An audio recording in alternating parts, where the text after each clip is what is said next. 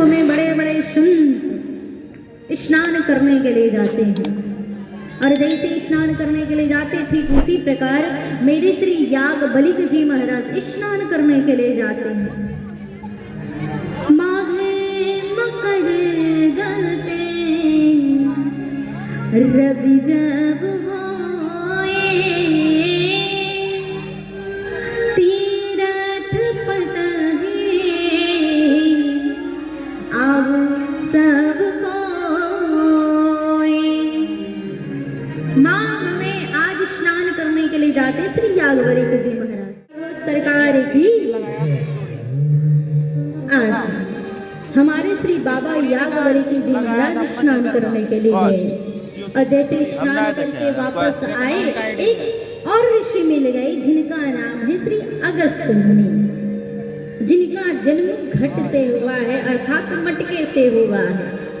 तो श्री अगस्त जी महाराज आए जिनका हृदय में बड़ा ही संशय कि राम को ना जाने एक राम तू जिनके बारे में गुणगान किया जाता है, एक सृष्टि को बनाने वाले राम, एक दशरथ के पुत्र राम, एक जो भोलेनाथ जी जपते वो राम, ना जाने कितने राम हैं।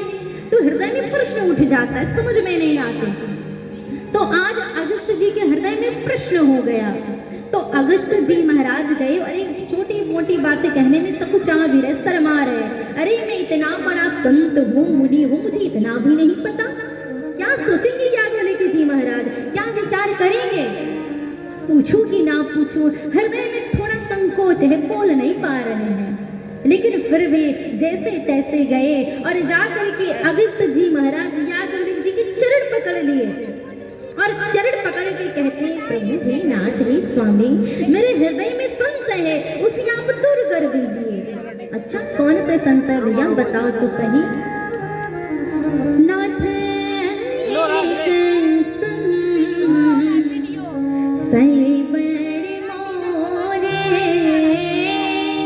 कौन सा संशय। करगात वेद तत्व सब तो। श्री अगस्त जी महाराज प्रश्न करते हैं, प्रभु मुझे राम के बारे में जानना है, ये राम है कौन। एक तो श्री शंकर जी महाराज जपते हैं, एक जिनके बारे में बार बार बताया जाता है कौन राम है मैं भी तो जानूं। तो याज्ञवल्क्य जी महाराज बड़े प्रसन्न हुए और कहते, अरे चिंता क्यों करते हैं, हम जैसे संतों का प्रादुर्भाव इसलिए होता है कि यदि तुम्हारे हृदय में प्रश्न है, संशय, हमसे पूछो, हम उसका निवारण करेंगे। चार घाट में एक घाट ये भी है कि याज्ञवल्क्य जी महाराज अगस्त जी को कथा सुना रहे हैं और आज अगस्त जी महाराज से कहते हैं, जाग बलगी मुने परम विवेकी। जाग बलिक मुनि विवेकी। हाँ भरद्वाज राम खे पद टेकी। भरद्वाज राम खे पद टेकी। और आज प्रश्न किए, कथा सुनाने लगे और जैसी कथा सुनाने लगे धीरे धीरे जो अगस्त जी महाराज के हृदय में प्रश्न है, संदेह वो दूर होने लगा। इतने में ही जैसी कथा संपन्न हुई, सुना दे अगस्त जी को, अपने आश्रम में बैठ करके राम जी का ध्यान ही कर रहे थे। इतने में कौन आए, भोलेनाथ जी महाराज, शंकर जी महाराज। शंकर जी महाराज सनी सने आए, अपने पत्नी कौन, सती को साथ लेकर के, सती को साथ लेकर के आए कि चलो चल करके कथा तो सुन ही लेना चाहिए। और बस कथा सुनने की लालसा से भोलेनाथ जी संग सती जग जननी भवानी सती के साथ चल पड़े। और जैसी आए व्यासपीठ पर स्वयं बैठे हुए अगस्त जी महाराज और भोलेनाथ जी हाथ जोड़ करके कहते, प्रभु हम कथा सुनने आए, आप हमें कथा सुना दीजिए। तो अगस्त जी महाराज कहते हैं, हे भोलेनाथ आप तो सब कुछ जानने वाले सर्वंतर्यामी हैं, आप तो जगत की रक्षा करने वाले, आप मुझे कथा सुनाइए। भला मैं कहाँ छोटा मोटा जीव आपको कथा सुनाऊं, आप मुझे सुनाइए। पर भोलेनाथ कहते हैं नहीं नहीं प्रभु, आप मुझे कथा सुनाइए, अभी मैं सुनता हूँ आपके लिए। अब सती के साथ बैठ करके कथा सुनने लगे मेरे भोलेनाथ जी महाराज। कथा सुनने लगे तो आज क्या देखते हैं, सती को आज कथा तो सुनाई, लेकिन उनके हृदय में संशय हो गया। अरे राम, वो राम जो पत्नी के वियोग में वन में घूम रहा, भगवान को भी कभी जरूरत है क्या घूमने की? अरे वो तो ब्रह्मांड नायक है, वो तो क्या कुछ नहीं कर सकते? भला वो राम जी पत्नी के वियोग में घूमी, बात कुछ जम नहीं रही, सुनने हो गया। लेकिन भोलेनाथ जी बार बार समझाए, अरे देवी मेरे राम जी सब कुछ कर सकते हैं, लेकिन उन पर तुम संदेह करती हो, उन पर प्रश्न करती हो। जिन्होंने भगवान पर प्रश्न किया और प्रश्न उठाया, उसका कभी कल्याण नहीं हो पाया। आप चाहे कितने भी पुराण उठा करके देख लो, आप चाहे कितने उपनिषद उठा करके देख लो, जिन्होंने भगवान पर उंगली उठाई वो ना भगवान के रहे ना संसार के रहे। इसलिए भगवान से अपनी तुलना कभी मत करना आप, क्योंकि भगवान जो कर सकते हैं वो हम नहीं कर सकते, और हम जो करते हैं वो भगवान हमसे ज्यादा कर सकते हैं, इसलिए तो वो भगवान है। मनुष्य और भगवान में यही भेद है कि जो मनुष्य नहीं कर सकता वो भगवान कर सकते हैं। अरे राम जी ने कर दिखाया, और आज उसी पर प्रश्न करने लगी सती।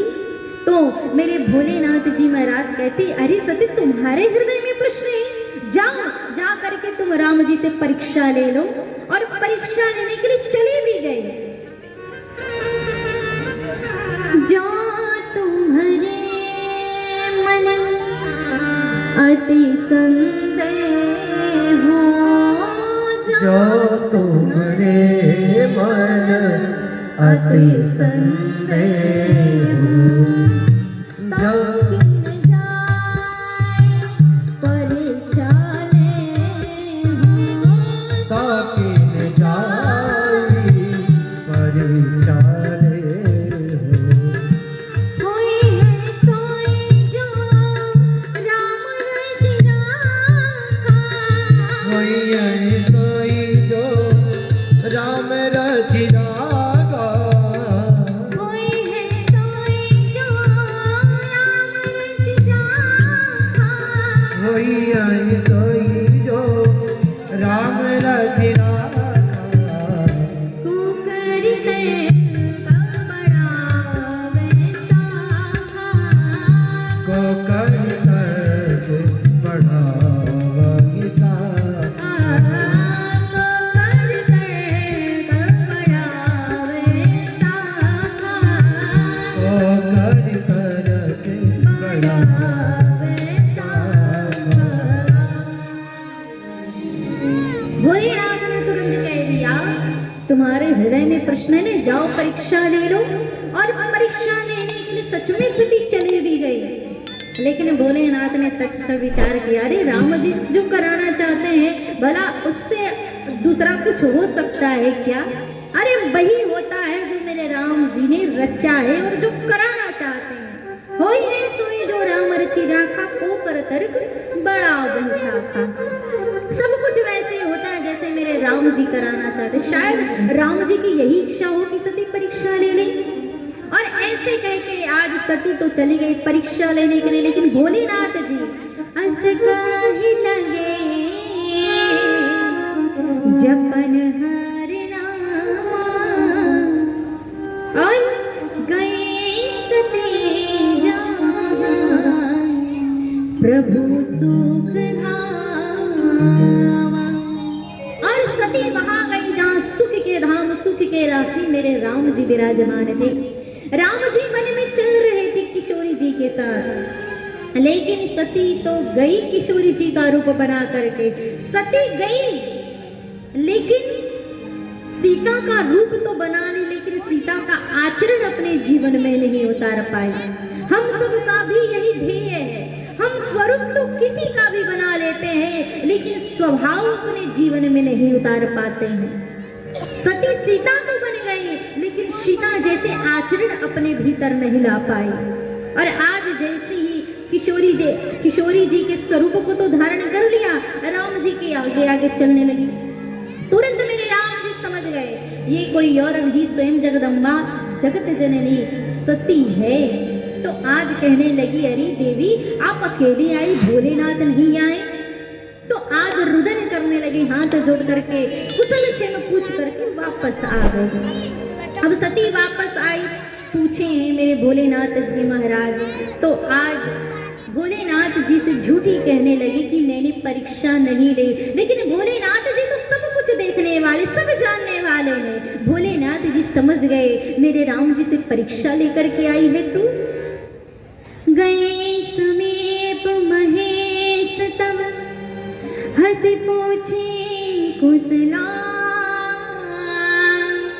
लेन परीक्षा कवन विधि कहु सत्य सब पार।